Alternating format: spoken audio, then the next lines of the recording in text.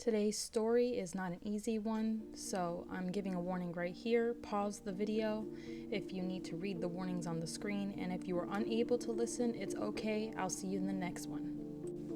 David Parker Ray was born November 6, 1939 in Belen, New Mexico.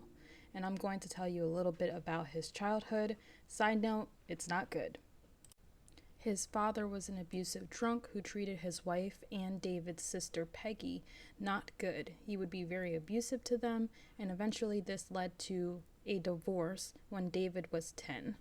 The three of them, David, his sister, and his mom, would move out and move into their grandfather's house.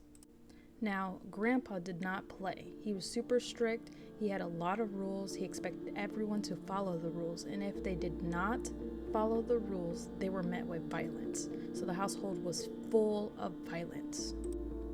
David's dad was still in the picture. He would come and visit them, and when he would come, he would bring David an adult magazine. Almost always this magazine was BDSM themed, and that is not the type of thing a 10-year-old should see, because at this time he was 10 years old. That was definitely messing him up. Well, you're probably asking, well, where was his mother? Well, she basically abandoned them. The second that they moved out and moved into the grandpa's house, she just abandoned them. She was an alcoholic and she was abusing substances, so she was just never in the picture. Safe havens for these kids who experience a violent home is usually school, but David was also bullied at school. He was bullied from grade school all the way to high school. He was extremely shy, extremely timid, and that made him a perfect target for those bullies. None of this excuses what he goes on to do. There are many people who have experienced these things and they don't do what this man did, so I'm not excusing what he's done. I'm just giving you backstory so you kind of know some of the things that might have led him to be the way he is, if you believe in that, or maybe you just think he's just unwell. During high school, David began abusing substances and alcohol. This led to an obsession with BDSM. His collection grew the most during this time. He had drawings and photos. He was really obsessed with it. And then one day, his sister Peggy found his stash. Surprisingly, she never spoke out about her finding his stash until his trial. Spoiler alert, we did get this guy, but not in the way that you think. So time passes and he decided he's going into the army. Well, that doesn't go well, and he is discharged from the army, which I'm surprised, but he gets an honorably discharged. Now, it doesn't tell us what he did in the army to be honorably discharged, but they do let him go. And based off of what he goes on to doing, I'm assuming the reasons that he was discharged was not a good reason. From there, he becomes a mechanic, and he spends most of his life doing this, actually. He is actually supposedly a great mechanic, and he uses this background in mechanic to be very crafty. He would make his own tools, and he really honed in on this talent, if you can call it that. But he did use becoming a mechanic and making tools all the way to the end of his life. And this is when he finds the love, well, his first love of his life. He falls in love with his first wife while being a mechanic, and she would later state on the stand that David, as a young teenager, captured a woman, tied her up to a tree, and harmed her pleasure until she passed away. That was a confession that he gave to her during their marriage. Now, we're not sure if that's true.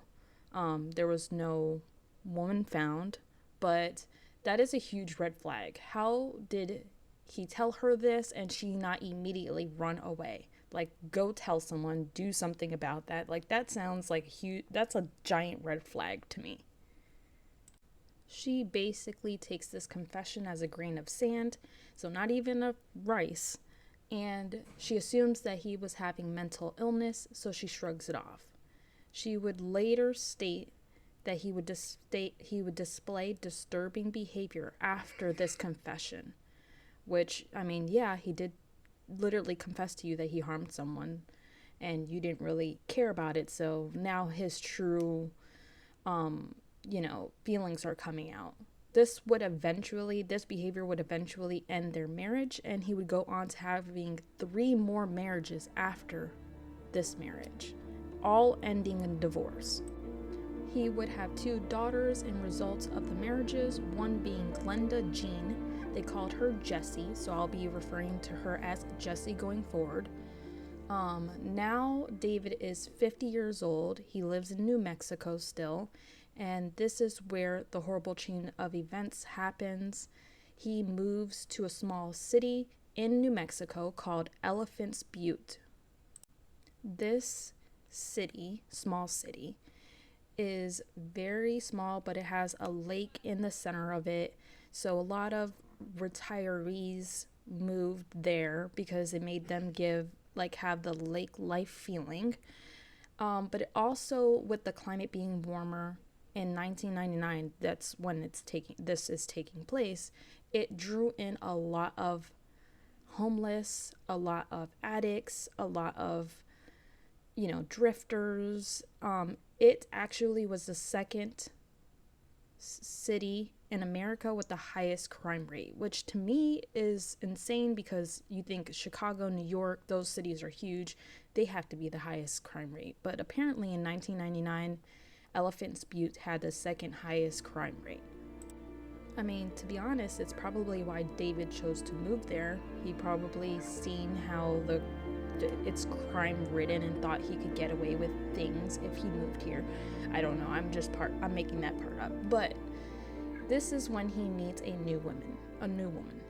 Her name is Cindy, and he falls in love with her. She is much younger than him. He met her at his new job, which was at the Elephant Butte State Park, which I don't know why they would need a mechanic at a state park. I mean, fill me in if you know why. But maybe I'm not sure what mechanic-y things he could be doing there. But that's when he meets her. He's 50. She's slightly younger at 45, I believe. And she was doing community service there. So she's already, in trouble for things. After being in a relationship with her for 2 years, he decides he is ready to fulfill his deepest desires.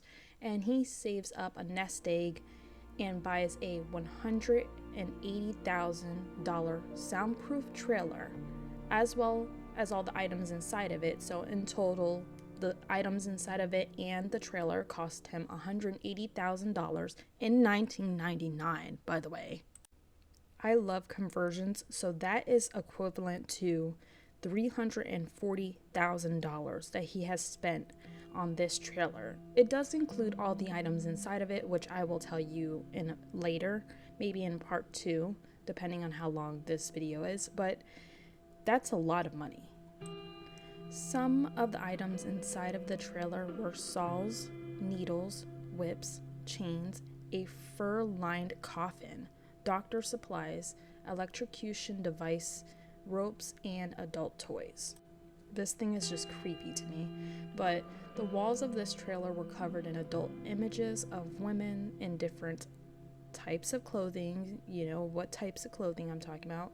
Some of them were gagged. It was clear he got these images from the magazines that his dad had bought them.